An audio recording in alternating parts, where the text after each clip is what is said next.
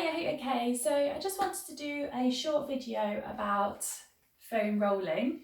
So if you are struggling to go for a sports massage, or maybe you have some aches and pains that are really niggling you, then it might be worth investing in a foam roller.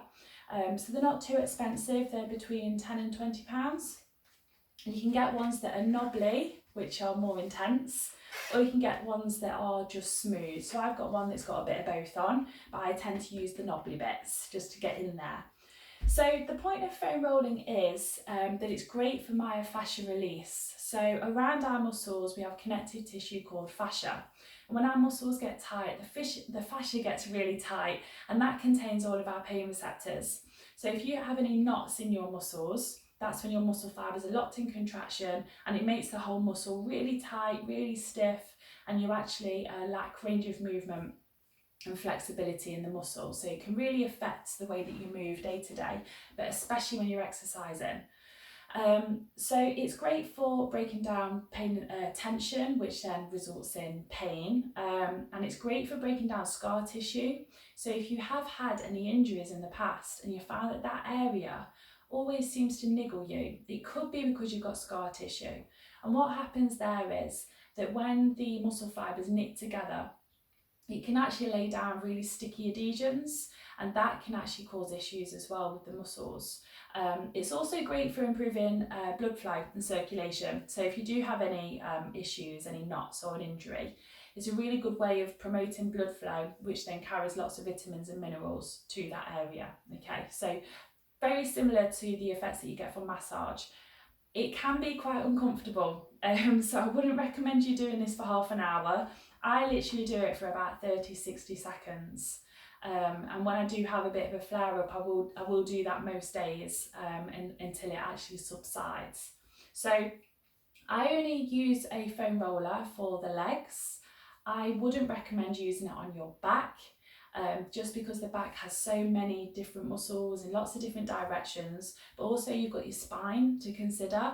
So if you have any issues with your back, I would probably recommend doing mobilization exercises, or if it's around the shoulder blades, actually getting a tennis ball up against the wall and just rolling up and down. If you've got any lower back issues, then usually heat or a bath can really help, but again, mobilization exercises for the back and the shoulders. So I want to show you one of my favorites, which is for the glutes. Okay, so if you do have any knee pain, hip pain, sciatica, lower back pain, you could find that rolling your glutes really does help to sort it out. So what we need to do then is actually sit on the foam roller. So I'm going to go for my left glute. Okay, so I'm going to take my left foot across and literally roll up and down. Now with your glute max, underneath you've got a muscle called your piriformis, and you'll probably feel something clicking around, and it's that piriformis muscle. Okay, so if you imagine the hollow in your bum, that's the bit you want to get to when you're rolling your glutes. And we'll just roll backs and forwards like so.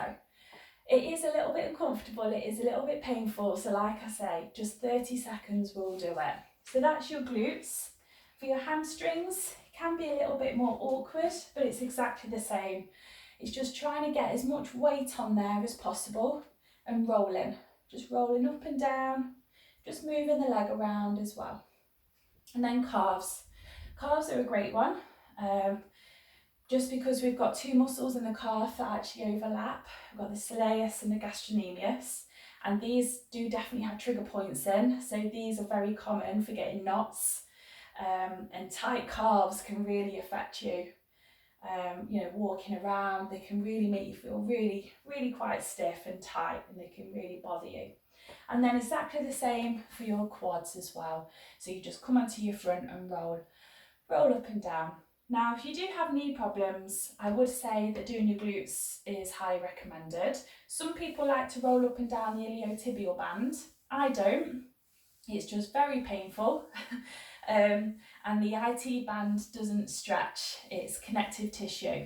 So I'd recommend actually rolling the muscles surrounding the iliotibial band. I would not go straight down the side of the thigh myself. If you do roll down there, then you are rolling, some of the quads and some of the hamstrings. but I'd rather just stick to the muscles surrounding that piece of fascia instead. So hope that was helpful. So yeah, this is what foam rollers do, this is the benefits. Give it a try and let me know how you get on. So I'll see you soon.